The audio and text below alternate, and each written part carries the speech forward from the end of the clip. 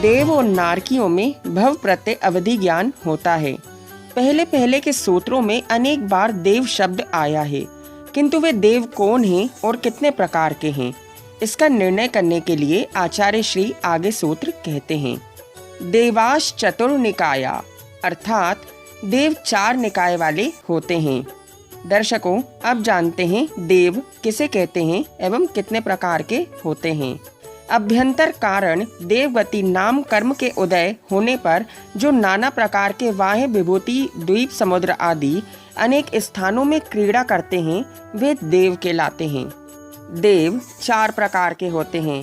भवनवासी, अर्थात जिनका स्वभाव भवनों में निवास करना है, वे भवनवासी देव कहलाते हैं। व्यंतर, अर्थात जिनका नाना प्रकार के देशों में निवास करना है, वे व्यंतर कहलाते हैं। जो पहाड़, गुफा, द्वीप, समुद्र, ग्राम, नगर, देवालय आदि में विचरण करते रहते हैं, वे व्यंतर देव कहलाते हैं। तीसरे ज्योतिषी, जो देव ज्योतिर्मय हैं, इसलिए इनकी ज्योतिषी यह सामान्य संज्ञा सार्थक है तथा सूर्य आदि विशेष संज्ञाएं विशेष नाम कर्म से उत्पन्न होती हैं। चौथा वैमानिक देव, जो विमानों में रहते हैं, वे वैमानिक देव कहलाते हैं। अब जानते हैं देवों की कौन कौन सी विशेषताएं होती हैं। देवों के शरीर में हड्डी, रुधिर, नस, चर्बी, मल, मूत्र, केश, रोम, चमड़ा और मांस आदि नहीं होता है एवं उनके शरीर में निगोदिया जीव भी नहीं रहते हैं। देवों का आहार अमृत होता है तथा शरीर वैक्रियक होता है। देवों के शरीर की परछाई नहीं पड़ती है एवं पलकें भी नहीं झपकती हैं। इनके समचतुरस्त्र संस्थान होता है। देवों में कोई भी सेनन नहीं होता। देवों का जन्म उपवास शैया पर होता है एवं अंतर मुहूर्त में 6 पर्याप्तियां पूर्ण कर 16 वर्षीय नव युवक के समान हो जाते हैं एवं इनके बुढ़ापा अर्थात जरा भी नहीं आती। सम्यक दृष्टि देव स्वर्गों में प्रतिदिन अभिषेक पूजन करते हैं एवं पुराने देवों के कहने से मिथ्या दृष्टि देव भी जिनेंद्र भगवान की कुल देवता मानकर अभिषेक पूजन करते हैं। एक देव की कम से कम 32 देवियां होती हैं। चारों निकाय के देव तीर्थंकरों के पंच कल्याणकों में आते हैं, किंतु 16वें स्वर्ग के ऊपर वाले अहमिंद्र देव वहीं से नमस्कार करते हैं एवं पंचम स्वर्ग के लोकांतिक देव मात्र तीर्थंकर के दीक्षा कल्याणक में वैरागी तीर्थंकर भगवान के वैराग्य की प्रशंसा करने के लिए आते हैं। देवों को सभी भोग सामग्री मात्र मन में स्मरण करते ही 10 प्रकार के कल्प वृक्षों से प्राप्त हो जाती है। देवों में कितनी प्रकार की रिद्धियां होती हैं? देवों में 8 प्रकार की रिद्धियां होती हैं। पहली अणिमा, अर्थात अपने शरीर को अणु के बराबर छोटा करने की शक्ति, जिससे वे सुई के छेद में से भी निकल सकते हैं। दूसरी महिमा, अपने शरीर को सुमेरु पर्वत से भी बड़ा करने की शक्ति। तीसरी लघिमा, अर्थात अपने शरीर को बिल्कुल हल्का बना लेना, जिससे मकड़ी के जाल पर पैर रखें तो वह भी ना टूटे। चौथी गरिमा, सुमेरु पर्वत से भी भारी शरीर बना लेना, जिससे हजारों व्यक्ति भी मिलकर ना उठा सकें। पांचवी प्राप्ति, अर्थात एक स्थान पर बैठे बैठे ही दूर स्थित पदार्थों का स्पर्श कर लेना, जैसे यहाँ बैठे बैठे ही शिखर जी की टोंक का स्पर्श कर लेना। छठवीं प्राकाम में, अर्थात जल के समान पृथ्वी में और पृथ्वी के समान जल पर गमन करना। सातवीं ईशत्व, अर्थात जिससे सब जगत पर प्रभुत्व होना। और 8वीं काम रूपित्व या वशित्व, समस्त जीवों को वशीभूत करने की शक्ति या जिससे युगपत बहुत से रूपों को रचने वाली ऐसी वशित्व रिद्धि कहलाती है। अब इनकी लेश्याओं का निश्चय करने के लिए आचार्य श्री उमा स्वामी महाराज आगे सूत्र कहते हैं। आदितस्त्रिषु पीतांत लेश्यः, अर्थात आदि से 3 निकायों में पीत है और अंत में जिसके ऐसी 4 अर्थात कृष्ण, नील, कापोत और पीत लेश्याएं होती हैं। भवनांतरिक के देवों में कौन सी लेश्याएं होती हैं? भवनांतरिक देवों में अपर्याप्त अवस्था में 3 अशुभ लेश्याएं एवं पर्याप्त अवस्था में जगन्य पीत लेश्या होती है।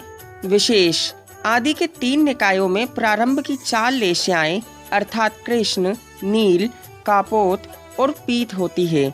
यहाँ पर्याप्त अपर्याप्त अवस्था का भेद नहीं किया गया है। अब इन निकायों के भीतरी भेद बताने के लिए आचार्य श्री आगे सूत्र कहते हैं, दशाष्ट पंचद्वादश विकल्पा कल्पोपन्न पर्यंतः अर्थात कल्प अर्थात 16वें स्वर्ग तक उत्पन्न होने वाले देव 10, 8, 5 और 12 भेद वाले होते हैं। विशेषार्थ भवनवासी देव के 10, व्यंतर देवों के 8, ज्योतिषी देवों के 5 एवं वैमानिक देव 12 प्रकार के होते हैं। प्रकारों के अंतर से देवों के भेद का ज्ञान कराने के लिए आचार्य श्री आगे सूत्र कहते हैं, इंद्र सामानिक त्रायन स्त्रिंश पारिषद आत्मरक्ष लोकपालानीक प्रकीर्णकाभियोग्य किल विषेका श्चय कषः अर्थात प्रत्येक निकाय में इंद्र, सामानिक, त्रायन स्त्रिंश, पारिषद, आत्मरक्ष, लोकपाल, अनीक, प्रकीर्णक, आभियोग्य और किलविषक भेद होते हैं। पहला इंद्र, जो दूसरे देवों में ना पाई जाने वाली अणिमा आदि रिद्धि रूप ऐश्वर्य वाले हों, जिनकी आज्ञा चलती हो, वह इंद्र कहलाते हैं। दूसरे सामानिक, आज्ञा और ऐश्वर्य के अलावा जो स्थान, आयु, वीर्य, परिवार, भोग और उपभोग आदि में इंद्र के समान हो, वे सामानिक कहलाते हैं। यह पिता, गुरु और उपाध्याय के समान होते हैं। तीसरे त्रायन स्त्रिंश अर्थात जो मंत्री और पुरोहित के समान इंद्र को सम्मति देते हैं। ये सभा में 33 ही होते हैं, इसलिए इन्हें त्रायन स्त्रिंश कहते हैं। चौथे पारिषद, जो सभा में मित्र और प्रेमी जनों के समान होते हैं, वे पारिषद कहलाते हैं। पांचवे आत्मरक्ष, जो अंगरक्षक के समान होते हैं, वे आत्मरक्षक कहलाते हैं।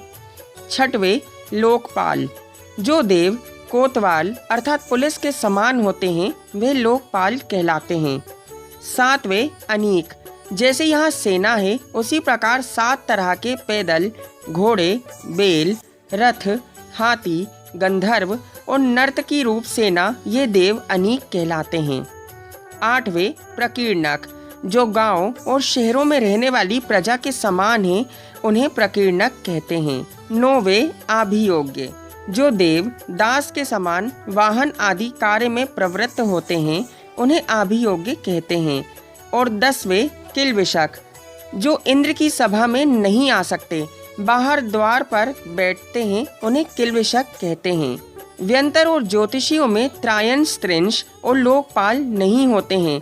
चारों निकाय में इंद्रादिक 10 भेद कहे गए हैं, किंतु जिस निकाय में जो पद नहीं है उसके निषेध के लिए आचार्य श्री उमा स्वामी महाराज आगे सूत्र कहते हैं, त्रायन स्त्रिंश लोकपाल वर्ज्या व्यंतर ज्योतिषी कहा अर्थात व्यंतर और ज्योतिषी देव त्रायन स्त्रिंश और लोकपाल से रहित होते हैं। इन दोनों निकायों में त्रायन स्त्रिंश और लोकपाल क्यों नहीं होते हैं? इन दोनों निकायों में विशिष्ट पुण्य का अभाव है। जैसे राजाओं को विशिष्ट जाति का पुण्य होने पर ही हित शासक मंत्री, बलशाली रक्षक, सेना आदि की प्राप्ति होती है, तथा राजा योग्य मंत्री, कोतवाल आदि के बल से ही बलवान माना जाता है। उन निकायों में क्या एक एक इंद्र है या दूसरा कोई नियम है? अब इसी बात को बताने के लिए आचार्य श्री आगे सूत्र कहते हैं, पूर्वयोर द्विन्द्रः अर्थात पूर्व के 2 निकायों में 2-2 इंद्र होते हैं। 100 इंद्र कौन कौन से होते हैं? भवनवासी देवों के 40 इंद्र, व्यंतर देवों के 32 इंद्र, वैमानिक देवों के 24 इंद्र, ज्योतिषी देवों में सूर्य और चंद्रमा 2, मनुष्य में चक्रवर्ती इंद्र और तिर्यंचों में सिंह। इस प्रकार 100 इंद्र होते हैं। इन देवों का विषय सुख किस प्रकार का होता है?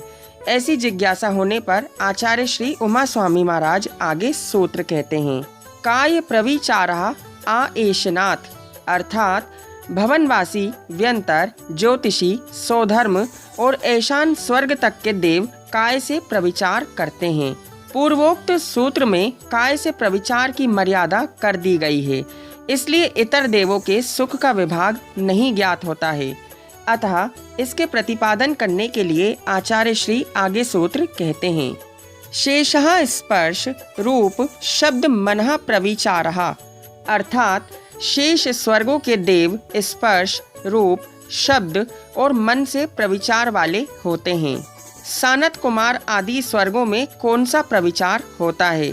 सानत कुमार माहेंद्र स्वर्ग में अंग स्पर्श से ब्रह्म ब्रह्मोत्तर लांतव कापिष्ट स्वर्ग में रूप देखकर, शुक्र महाशुक्र सतार सहस्त्रार स्वर्ग में शब्द सुनने से एवं आनत प्राणत आरण अच्युत स्वर्ग में मन से प्रविचार होता है। देवियों का प्रविचार भी अपने अपने देवों के समान इसी प्रकार जानना चाहिए। अब आगे के देवों का किस प्रकार का सुख है, ऐसा प्रश्न करने पर उसका निश्चय करने के लिए सूत्र कहते हैं। परे अप्रविचारः, अर्थात आगे के नवग्रैवयक आदि के देव प्रविचार से रहित हैं। सूत्र में अप्रविचार पद क्यों कहा गया है? अप्रविचार का ग्रहण प्रकृष्ट सुख की प्रतिपत्ति या ज्ञान कराने के लिए किया गया है। प्रविचार शब्द का अर्थ काम वेदना प्रतिकार है। उस प्रविचार का अभाव ही परम सुख है। उसका ज्ञान कराने के लिए अप्रविचार पद कहा गया है। आदि के निकाय के देवों के 10 भेद कहे गए हैं। अब उनकी सामान्य और विशेष संज्ञा का ज्ञान कराने के लिए आचार्य श्री उमा स्वामी महाराज आगे सूत्र कहते हैं। भवन वासिनो सुरनाग विद्युत सुपर्ण अग्नि वातस्त नितो दधि द्वीप दिक कुमारः, अर्थात भवनवासी देवों के असुर कुमार, नाग कुमार, विद्युत कुमार, सुपर्ण कुमार, अग्नि कुमार, वात कुमार, स्तनित कुमार, उदधि कुमार, द्वीप कुमार, दिक कुमार, ये भवनवासी देवों के 10 भेद होते हैं। भवनवासी देवों के नाम में कुमार शब्द क्यों जुड़ा है? इनकी वेशभूषा, शस्त्र, यान, वाहन और क्रीड़ा आदि कुमारों के समान होती है, इसलिए कुमार शब्द जुड़ा हुआ है। भवनवासी देवों के निवास स्थान कितने प्रकार के होते हैं? भवनवासी देवों के निवास स्थान 3 प्रकार के होते हैं।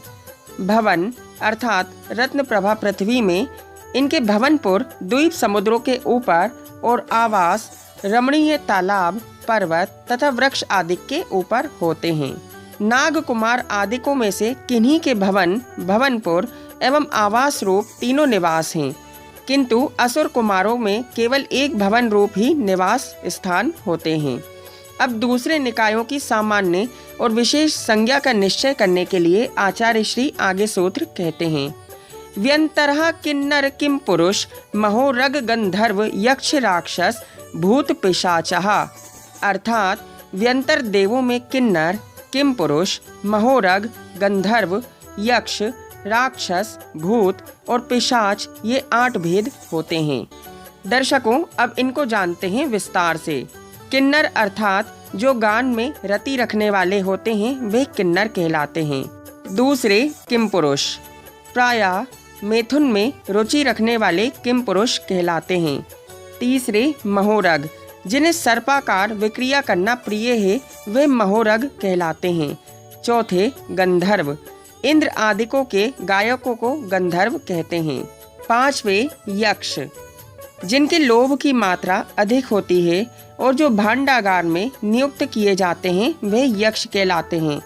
6वें राक्षस, जिन्हें भीषण रूप की विक्रिया करना प्रिय है, वे राक्षस कहलाते हैं।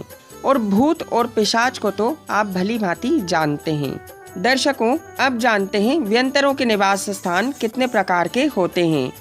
व्यंतरों के निवास स्थान 3 प्रकार के होते हैं।